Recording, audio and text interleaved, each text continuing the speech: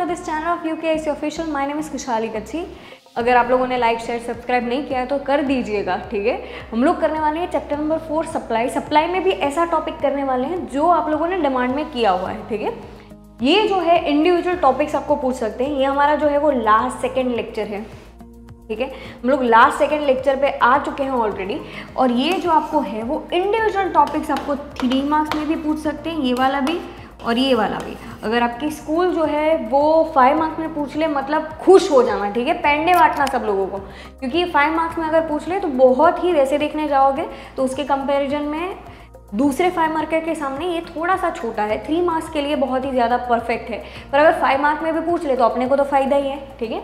तो ये individual 3 marks के क्वेश्चन मतलब टोटल 6 मार्क्स जितना हम लोग कवर करने वाले हैं आज के लेक्चर में। तो हम लोग देखते हैं क्या है increase and decrease in supply और साथ ही साथ expansion and contraction of supply. अब ये समझने के लिए अगर आप लोगों ने लेक्चर नंबर जो है 2 नहीं देखा है, चैप्टर नंबर 4 का लेक्चर नंबर 2 जहाँ पे हम लोगों ने डिस्कस किया था फैक्टर्स अफेक्टिंग सप्लाई, तो नहीं देखा तो वो देख कर आना, क्योंकि ये वो वाला जो कॉन्सेप्ट है वो यहाँ पे आपका एप्लीकेबल रहेगा, ठीक है। और साथ ही साथ इसके चार्ट यहाँ पे जो हम लोग ग्राफ करने वाले हैं, ठीक है, वो उतना इम्पॉर्टेंट है क्योंकि वही चीज़ आपको ड्रॉ करनी रहेगी बहुत ही ज़्यादा नीटनेस के साथ। तो without any further ado let's start with topic number 1 increase and decrease in supply. अब जब इंक्रीज डिक्रीज समझ में आता है तो हम लोग सबसे पहले करते हैं, सबसे पहले एक ही फोकस करते हैं, हम लोग करते हैं इंक्रीज इन सप्लाई पे ध्यान, ठीक है।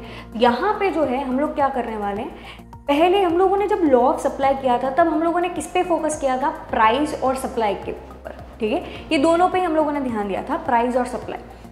ये वाले टॉपिक में हम लोग क्या करेंगे, प्राइस पे फोकस नहीं करेंगे, हम लोग जितने भी अदर फैक्टर्स थे जो हम लोगों ने लेक्चर नंबर 2 में किए थे उस पर हम लोग ध्यान देंगे। अगर उसमें से कोई भी फेवर में है सप्लाई के, फॉर एग्जाम्पल नई कोई टेक्नोलॉजी आती है, ठीक है, जिसकी वजह से क्या हो जाएगा, सारी चीज़ें चीप बनना स्टार्ट हो जाएगी। लेक्चर नंबर 2 में मैंने समझाया था, ठीक है। तो टेक्नोलॉजी कोई नई मार्केट में आई और जिसके वजह से मुझे या तो एक सप्लायर को सस्ता पड़ रहा है तो वो क्या करेगा, सप्लाई बढ़ा देगा, क्योंकि उसको टेक्नोलॉजी बहुत ही ज़्यादा सस्ती पड़ रही है और कॉस्ट भी धीरे धीरे कम आ रहा है, तो वो क्या कर देगा, सप्लाई इंक्रीज करेगा, ठीक है।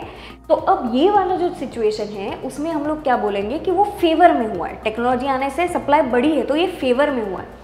तो इसी चीज़ को हम लोग जनरली किस हिसाब से दिखाते हैं, राइटवर्ड या तो अपवर्ड शिफ्ट में इन सप्लाई कर्व। जब आपके फेवर में होती है सारे फैक्टर्स तब सप्लाई क्या हो जाती है, इंक्रीज, मतलब राइट साइड जाती है। अब इसको समझने के लिए हम लोग ग्राफ भी देखेंगे, ये जो चार्ट है वो हम लोग देखने वाले हैं, पर हम लोग पहले ये देख लेते हैं तो आप लोगों को कोई भी कंफ्यूजन ना हो। तो यहाँ पे बेसिकली हम लोगों ने टेक्नोलॉजी का ही फैक्टर लिया है, तो यहाँ पे 1 फैक्टर और some factors other than price, यहाँ पे प्राइस पे फोकस्ड ही नहीं है। Change in favour of the supply, favour में वर्ड भी आपको यूज करना है, favour of the supply of the good, then there is a rightward in the supply को। अब देखते हैं इसको समझने के लिए, ये कुछ आपका ग्राफ बनने वाला है। ग्राफ से ज़्यादा आपको पहले तो आप टेबल देखो, इसमें प्राइस में कोई भी जगह पे कोई भी चेंज नहीं है, ठीक है। प्राइस जो है वो 20 ही रहा है, ठीक है। तो प्राइस पे ध्यान नहीं है, हमें देखना है 20 पे क्या हो रहा है, 100, दूसरे 20 पे क्या हो रहा है, 200। तो मतलब जब फेवर में जा रहा है, मतलब अगर आप लोगों ने नई टेक्नोलॉजी ले ली, आपका कॉस्ट कम हो रहा है, तो सप्लायर्स क्या करेंगे, बढ़ा देंगे सप्लाई करने के। तो हम लोग अज्यूम करते हैं ये वाले पॉइंट्स हैं, 300 वाले पॉइंट्स हैं, जब उनको पता चल रहा है कि सब भी सही जा रहा है, सब कुछ सही है, तो होगा क्या, वो लोग सप्लाई क्या कर देंगे, इंक्रीज कर देंगे, मतलब आपका राइट हैंड साइड जाएगा। जिस हिसाब से दिया गया है उसी हिसाब से आपको S1 प्लॉट करना है। ये आपका मिडिल पॉइंट, ये आपका मेन पॉइंट, ये आपका मेन पॉइंट रहेगा। और इसके बेसिस से आपको समझाना है कि अगर इंक्रीज होता है, मतलब ये 300 से 500 हो जा रहा है, तो आपको राइट हैंड साइड जाना है। अब हो सकता है हर वक्त आपके फैक्टर्स आपके फेवर में ना भी हो, वो आपके अगेंस्ट में भी हो, तो वो हम लोग बोलेंगे कि वहाँ पे क्या हो गया है, डिक्रीज इन सप्लाई, ठीक है। तो अब डिक्रीज इन सप्लाई का मतलब क्या है, जब वो पॉजिटिव चेंज आता है तो हम लोग फेवर बोलते हैं, नेगेटिव आता है तो हम लोग कौन सा वो यूज़ करेंगे, word against the supply. Then at the same price, price में कोई भी चेंज नहीं है, supply decreases is the entire supply curve shifts to the left hand side. अब धीरे धीरे होगा क्या कि हो सकता है कि टेक्नोलॉजी है वो बहुत ही ज़्यादा आपका एक्सपेंसिव हो जाए, ठीक है, एक्सपेंसिव हो जाए। तो हो सकता है क्या हुआ कि टेक्नोलॉजी आने से थोड़ा ज़्यादा एक्सपेंसिव हो गया। अब 20 रुपये में 15 की कॉस्ट चल रही थी, हमने सोचा नहीं टेक्नोलॉजी आई है, मार्केट में सब कुछ है, सब कुछ सही चल रहा है, और ये 15 की जगह पे हमें 17 में पड़ने लगा, ठीक है। तो 17 रुपीज़ की तो अपने को कॉस्ट हुई, और बाद में क्या हो गया 17 रुपीज़ की अपने को कॉस्ट और अपना प्रॉफिट कितना है अब 3 रुपये का ही है 20 रुपये में, ठीक है। हम लोग इंक्रीज़ नहीं कर सकते अभी प्राइस जो है। तो अब ये जो सिचुएशन है उसे यहाँ पे हम लोग क्या करेंगे, यहाँ पे हम लोग प्रॉपरली यहाँ पे मैनेज करेंगे। ये जो होगा वो 300 से क्या हमें यहाँ पे जो है वो प्लॉट करके 300 से 200 बनाना है और इंक्रीज़ में हमें क्या बताना है 300 से 400।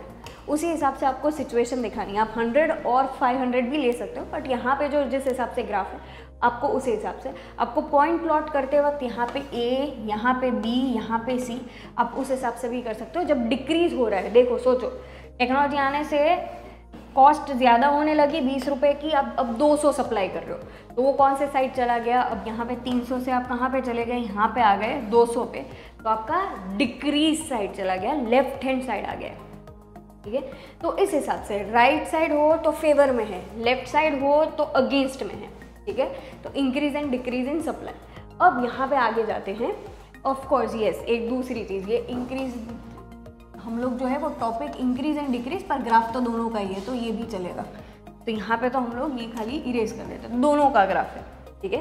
तो ये इस हिसाब से यहाँ पे होता है। अब हम लोग जो करने वाले हैं वो दूसरा टॉपिक करने वाले हैं। उसके पहले अगर आप लोगों को ये सारी नोट्स चाहिए, यहाँ पे स्क्रिबल की होगी तो आप UKIConline.com पे जा सकते हो। iOS और एंड्रॉयड की एप्लीकेशन भी है, वहाँ पे आप कौटिल्य बैच में जा सकते हो, अपने आप को एनरोल करिए वहाँ पे, और यहाँ पे आपको मेरी जो स्क्रिबल की गई नोट्स हैं वहाँ पे अवेलेबल है, ठीक है, यही सारी नोट्स। अब जाते हैं हम लोग आगे। जैसे हम लोग आगे जाते हैं तो अब दूसरा कॉन्सेप्ट पढ़ने वाले हैं जिसका नाम है expansion and contraction of supply. ये थोड़ा बहुत टॉपिक किसके साथ रिलेटेड है, ये थोड़ा बहुत टॉपिक जो है वो लॉ ऑफ सप्लाई के साथ है। अगर वो बहुत ही प्रॉपरली अगर आप लोगों ने किया है तो ये वाला जो है वो लल्लू पंजू हो जाएगा, फटाफट से आपका हो जाएगा। अब देखते हैं क्या है। सबसे पहले हम लोग देखने वाले हैं कि expansion and contraction of supply. तो देखो कोई भी मूवी बनाते वक्त हम लोगों को क्या करने का, पिक्चर में हम लोग हीरो को कैसे बताते हैं, धीरे धीरे धीरे बताते हैं, वैसे ही वो चीज़ होती है। हम लोग पहले हीरो को डिफाइन कर रहे हैं, क्लाइमैक्स तक आएंगे, पर पहले तो हम लोग ये देख लें कि किस हिसाब से आपको लिखना है। तो सबसे पहले यहाँ पे जितने भी फैक्टर्स है, सेम लॉ ऑफ सप्लाई की तरह जितने भी फैक्टर्स है वो क्या रहेंगे, कॉन्स्टेंट, ठीक है।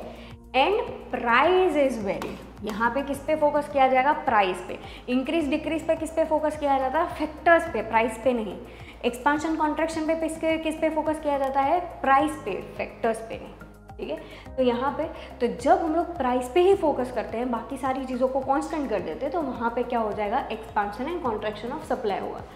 अदर फैक्टर्स कौन कौन से हैं, यहाँ पे अदर फैक्टर्स का नाम दिया गया है जो हम लोगों ने लेक्चर नंबर 2 में किया था। और आप जब इंट्रोडक्शन लिख रहे हो तो आपको इंट्रोडक्शन प्रॉपरली लिखना है। जैसे हम लोग आगे जाते हैं तो ये रहा इसका ग्राफ, ठीक है। अब देखते हैं सबसे पहले एक्सपांशन कॉन्ट्रैक्शन ऑफ सप्लाई।